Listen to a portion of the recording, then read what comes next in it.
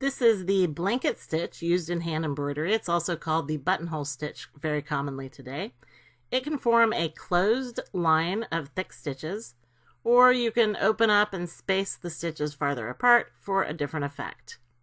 Whenever you start the blanket stitch, you're going to start it on the line where you want the rope-like edge of the stitch to be, and your spokes will radiate from that edge.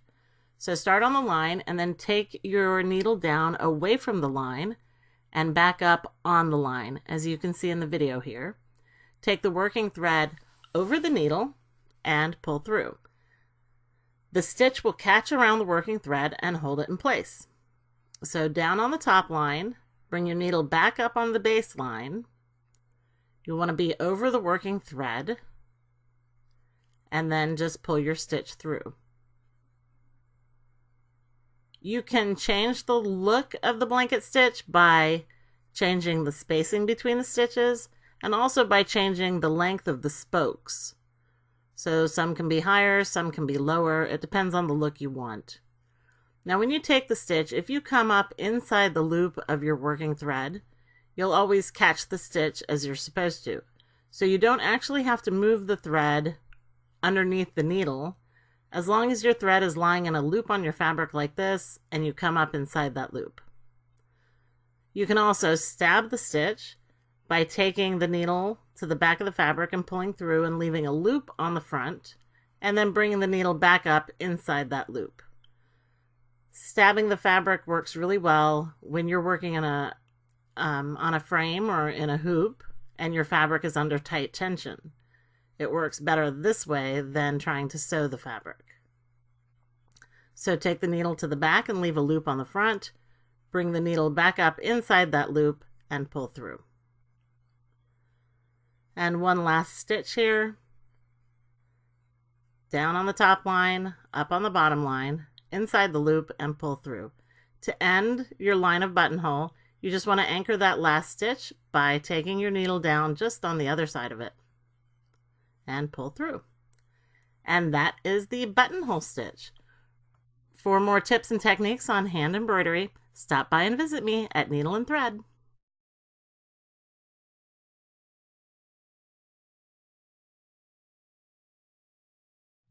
This is the chain stitch. It's a basic embroidery stitch, and it forms a line of interlocking loops. Chain stitch can be used as a filling. It can also be used as a decorative stitch. You can lace it with other threads, and it also forms the basis of many composite stitches, so it's very versatile. We're going to start with a short line from right to left. Left-handers would work from left to right, and you're going to take the needle down into your fabric in the same hole you came out of. Leave a little bit of thread on the top of your fabric in the form of a loop and come up inside the loop and pull your thread forward. So again, down into the hole that you came out of, which is inside your previous stitch now, and then come up inside the loop on your working thread and pull forward. So that's one method of working the chain stitch, and it's called the stab method. Now we can sew the chain stitch as well. So just scooping up a bit of the fabric, bringing your needle right back up, come up inside the loop of your working thread and pull forward. So again, down inside your previous stitch in the hole you came out of, scoop up a little bit of the fabric, come up inside the loop of the working thread and pull forward. And sometimes your thread will tangle up a bit. Just use your needle to straighten it out. So back down inside the loop you came out of, and then leave a little loop on the front of your fabric, come up inside the loop and pull forward. Again, down inside the hole, leave a little loop, come up inside the loop, and then pull forward. So you can see the line of interlocking loops here, and when you come to the end of your line to end it, you just want to stitch a little anchor stitch right over your last stitch and pull through. And that is the chain stitch. For more tips and techniques on hand embroidery, stop by and visit me at Needle and Thread.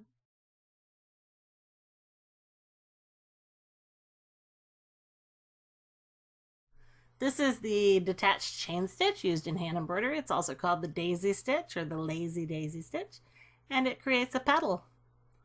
So I brought my thread up, you can see that, and I'm going down into the same hole that I came out of. I'm going to pick up a bit of fabric as long as I want the stitch to be. Take my working thread under the needle and pull through, pulling forward, catching the loop around the thread, and then taking my needle down just on the outside of the loop to anchor it. Okay, let's try that again, and I'll show you a different way you can do it. So emerge from the fabric, go down in the same hole, and here you can just pull through, leave a loop on the front of the fabric, and bring your needle up inside the loop where you want your stitch to end. Pull through and forward to catch the loop, and then take your needle to the back of the fabric just over the loop to anchor it. So let's try that again. Bring your needle to the front of the fabric, down in the same hole. Again, you can pick up the fabric just like this and come up inside the loop of the working thread, pull through, pulling forward, and anchor the stitch. So again, bring your needle to the front of the fabric, go down in the same hole, leave your loop, come up where you want your stitch to end. You can take your loop over the needle at that point, pull through and forward in your stitch direction, and then anchor the stitch. Then one more time for good measure, down in the same hole, leave a loop of working thread on the fabric, come up where you want the stitch to end, pull through, pull forward, and anchor the stitch. And that is the detached chain stitch. For more tips and techniques on hand embroidery, stop by and visit me at Needle and Thread.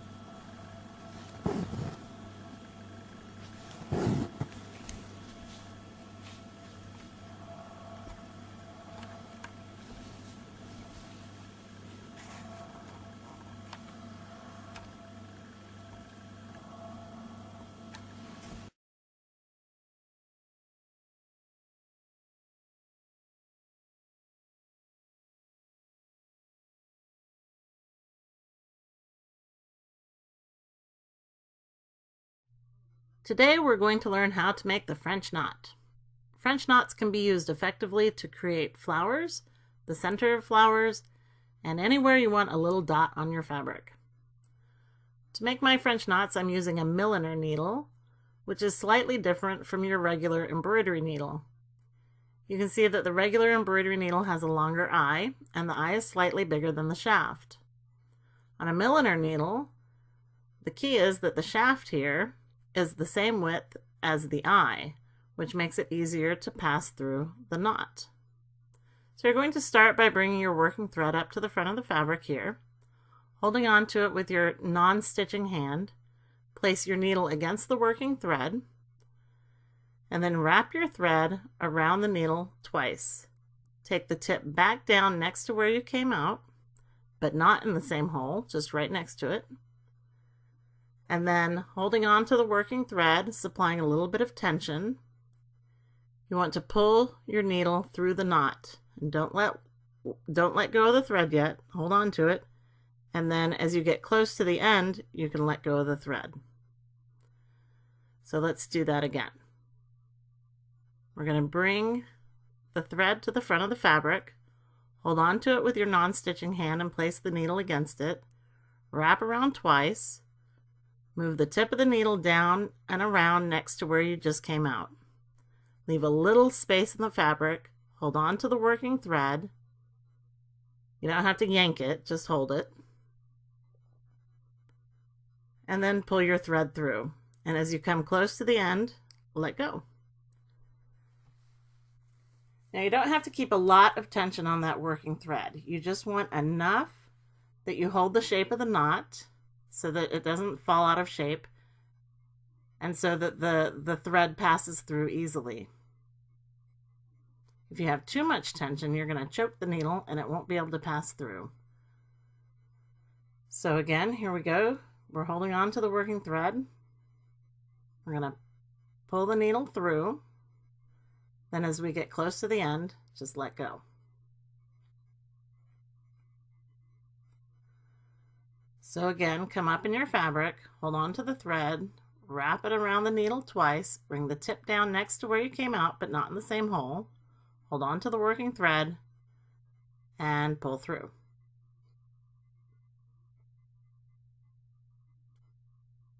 And again, wrap the needle twice around the working thread, take the tip down, not in the same hole, but right next to it. Hold on to the working thread and pull your needle through.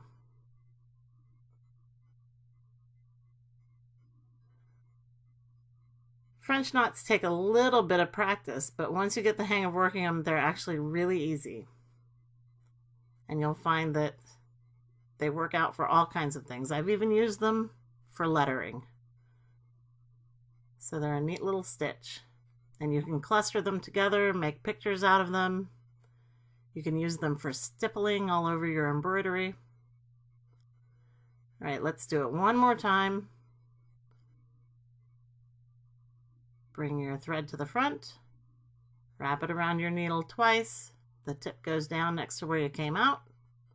Hold on to the working thread, just a little bit. And then pull through. And that is the French knot. For more tips and techniques on hand embroidery, stop by and visit me at Needle and Thread.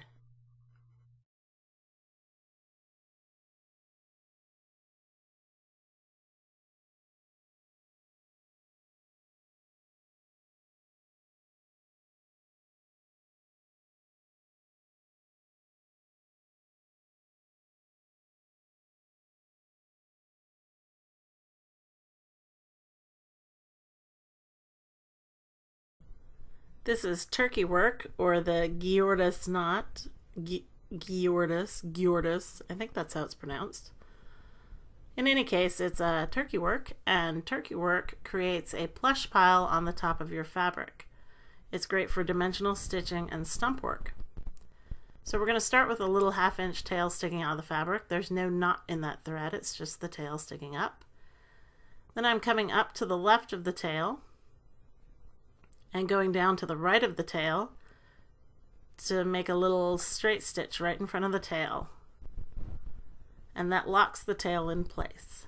And now I'm going to bring my needle back, and I'm coming up in the same hole as the tail, and I'm going to pull my thread through. Now I'm going to go forward a stitch length, and I'm going to create a loop here with my thread, pulling it through, but not all the way through. I'm going to leave about a ½ inch there, and I'm coming back to the end of the little locking stitch, the little straight stitch at the base of the tail,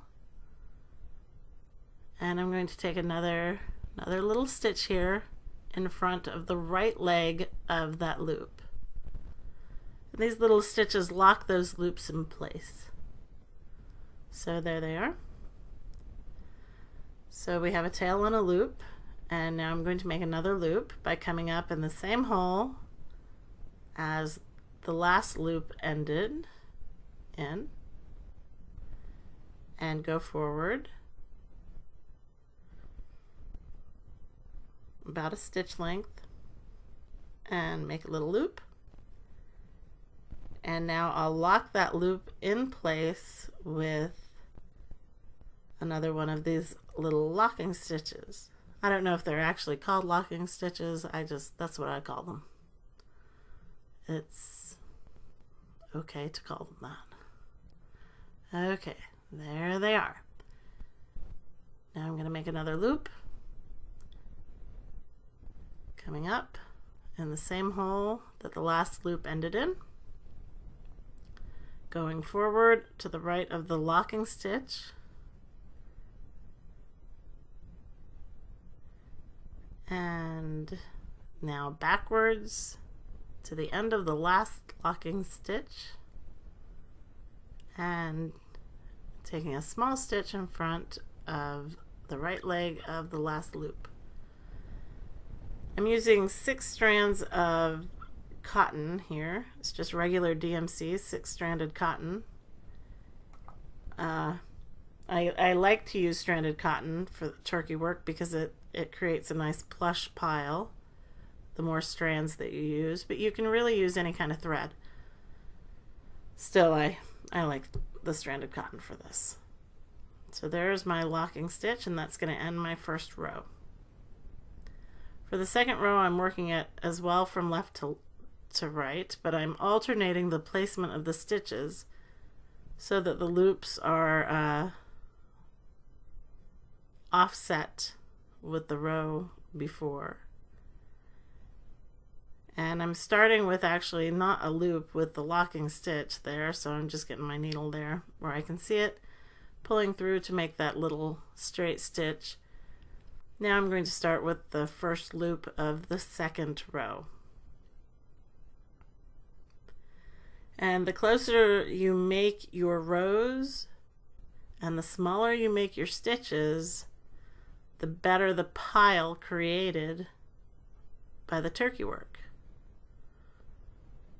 And actually this isn't really the pile part. Well, we're building the pile, but the fun part is when you're finished stitching, when you give it a little haircut and fluff things up a bit, it will look really good. So we're going to move to the right there, and we're making another loop, and then we're going to lock the loop in place with another little straight stitch and pull it back down to size, fit with the rest of them right there, and a stitch forward to lock that in place. Now, in some books, some instructors will say, excuse me, that you can split that locking stitch when you come up to make your loop, and that's true, you can. Or you don't have to if you don't want to. I don't think it changes the look of the pile at all. So there we go. And this is going to be the last little stitch, I think, here that will lock that last loop in place. And again, the more rows you make, the more you pack into a small space, the better the pile. Okay, so we'll lock that in right there. And now here comes the fun part. So you want to get your scissors and snip. You can snip through the top of those loops and just open them up. And if you want a really scraggly look, you can leave them just like that. Or you can give them a bit of a haircut, trim them up a bit. And as you trim them, and then if you grab your needle and run it through the pile, just a little bit, and fluff it up. Okay, it's looking a little fluffier. And then you can get your scissors again and trim it until you get it the way you want it. But remember, if you keep trimming, eventually you'll run out of pile.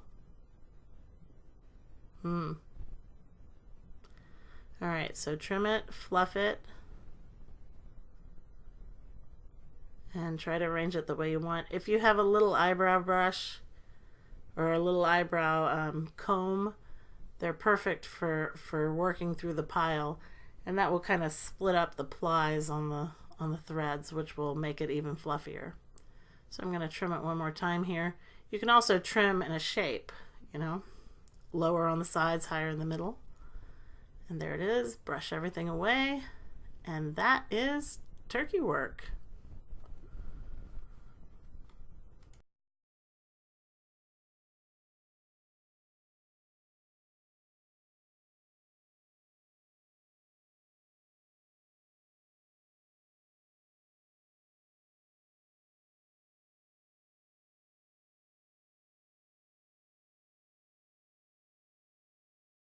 This is the Palestrina stitch used in hand embroidery. It creates a knotted textured line. You can see it in red in the photo here. And we're going to work it from left to right on the fabric. And you can see that I've drawn a line. What I'm going to do is pick up a little bit of the fabric from above the line to below the line and pull my needle through so that I have a diagonal stitch there. And then going from the top, I'm going to pass underneath that diagonal stitch. And this will create two little arms that stick out there. I'm going to pass from the top down underneath the top arm and really just between those two arms, right into the middle, over my working thread and pull through. And that creates the Palestrina stitch knot. So we'll do that again, picking up a little bit of fabric above and below the line. Pull through, creating a diagonal line, and then pass underneath that from the top, and then pass again from the top underneath just the top arm so that you're coming up between those two arms created by the stitch. Pass over the working thread and pull through. So again, down above the line,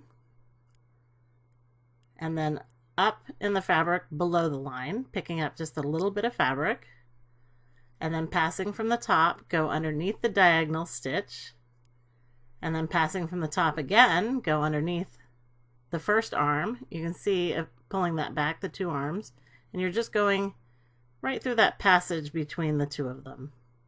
So pass through there, cross over the working thread, and pull through.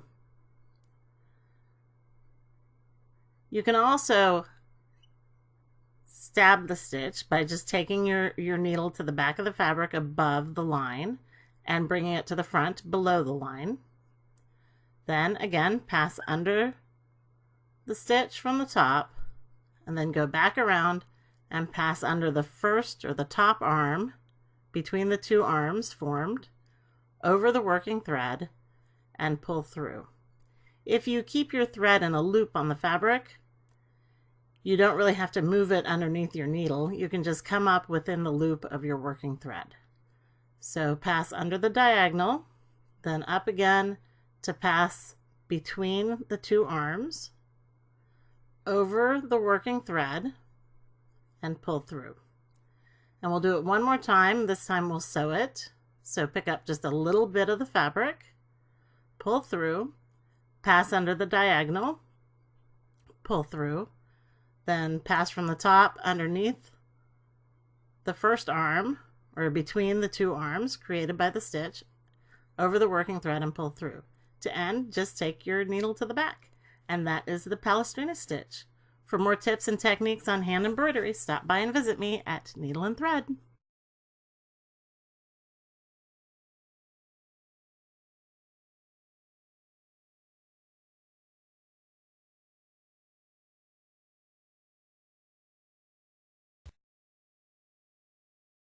This is the rope stitch. It's a member of the chain family, and you begin it with a twisted chain stitch. So you're going down into your fabric to the right of where you came out, keeping your working thread behind your needle. And then just like you would for a chain stitch, for a twisted chain stitch, you're going to cross over the top and loop your thread underneath your needle and pull it through. So we're beginning with a twisted chain stitch, and what we're going to form here is a thick, rich rope. This is a great stitch for gradual curves. It takes gradual curves well. Now you're going to go down into your fabric to the left and slightly below where you came up. You're at the left side of your chain stitch. And now you're going to progress down your fabric towards you, just making chain stitches like you normally would work a chain stitch. So you're going to come up in your fabric, inside the loop of your working thread, and pull through. And the thread is going to lay like it would if you were satin stitching almost. So when you go down into your fabric, you're always going down into it next to your last stitch, like you would with a satin stitch, so that they lay smoothly next to each other. And then you come up between or inside your working thread and you pull it through. And here I'm going to work a gradual curve just to show you how it curves. And as you work the curve, your stitches get a little bit longer because you're compensating for that curve. So again, going down to the left of the rope and coming up inside the working thread and pulling through. And you can see how the stitch lays across the top of the previous stitches. So down to the left of down in the fabric to the left of the rope, just below where you went down in your last stitch, and inside your working thread and pulling it through. So you work this way all the way down the rope. And then here I'm stab stitching instead of the sewing method. So I'm leaving enough of a loop so that I can come up in my fabric inside the loop of my working thread and pull it through. And I want that to lay on top of the rope, not to the side. So I adjusted it, and you can see that my stitches, as I worked around the curve, they got a little bit longer. So you're going to go down to the left of your rope, forming this loop with your working thread like you do with a chain stitch, and then you're coming up inside the loop. And when you get to the end of your rope, you would end it just like you would a chain stitch by anchoring the last stitch and pulling your thread to the back. And that is the rope stitch.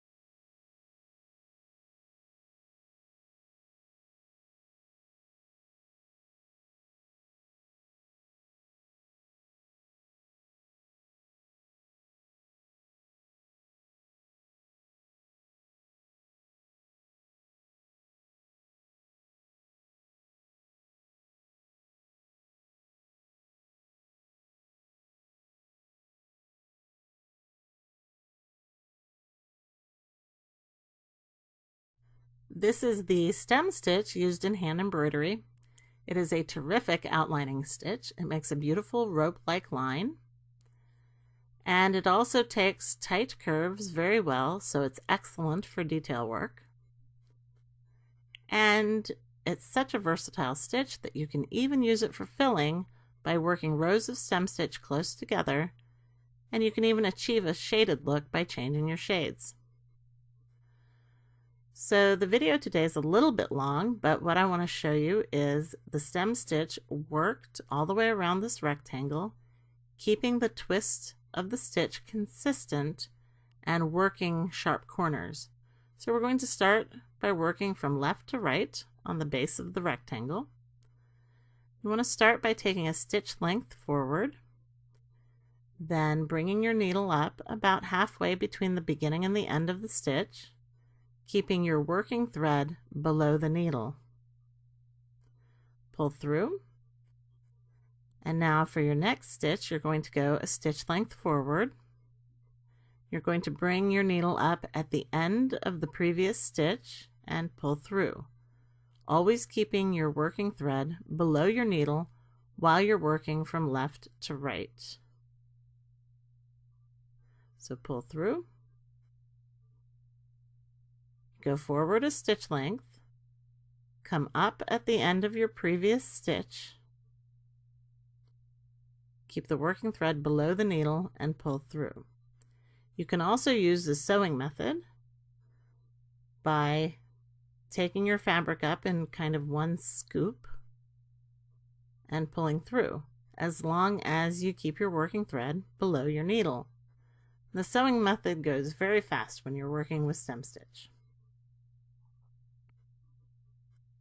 So we're coming to the end of the line into the corner here, and you'll notice that I can still take one more stitch, and it's going to be a tiny stitch into that corner, and I'm doing that on purpose. I want to keep the thickness of the line consistent all the way to the end of the line. And now we're ready to move up the right side of the rectangle. So we're going to bring the working thread up a stitch length away, and we're going to go back down into the corner. And this is how you achieve a sharp tip or a sharp corner or a sharp turn with the stem stitch. Now we're keeping the working thread to the right of the needle as we work up the right side of the rectangle. And if you imagine that you're still working from left to right, then it makes sense that the working thread needs to be to the right of the needle. And that's a good way to remember where the working thread should be in relation to the needle by just imagining that you're stitching from left to right. So we're going to work all the way up the side here, bringing the needle up at the end of the previous stitch and working up towards the corner, keeping the working thread to the right of the needle. Now we're ready to go into the corner with another small stitch. We're going to take a last stitch, relatively small, right into the corner, keeping the thickness of that line consistent. Now you want to move forward a stitch length at the top and then back into the corner to make the squared corner. Now as we work from right to left, we're going to keep the working thread above the needle. And left-handed stitchers should recognize this because this is how the left-handed stitcher would normally make the stem stitch. So you're going to work from left to right across the top, and when you're working from left to right, you keep the working thread above the needle.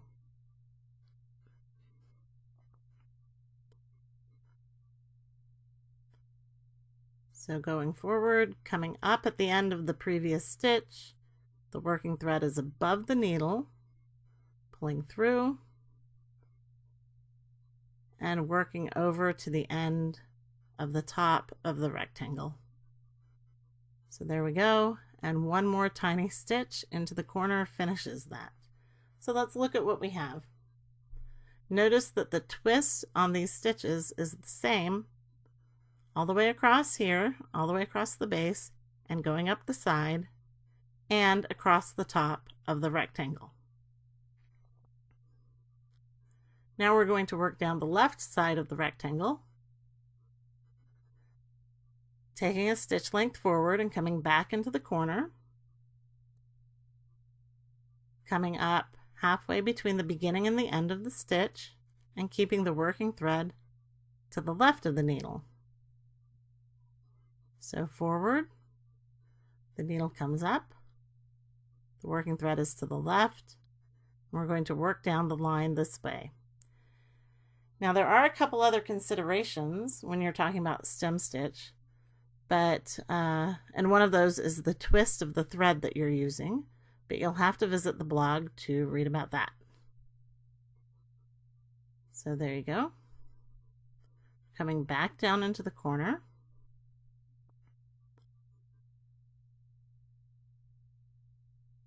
Up, pull through, and the last stitch straight into that last corner, and that is it. So let's look at what we have. You can see that the twist is the same all the way around the box because we kept the thread in the right place in relation to the needle. That's the stem stitch. Stop by and visit me at Needle and Thread for more tips and tricks on hand embroidery.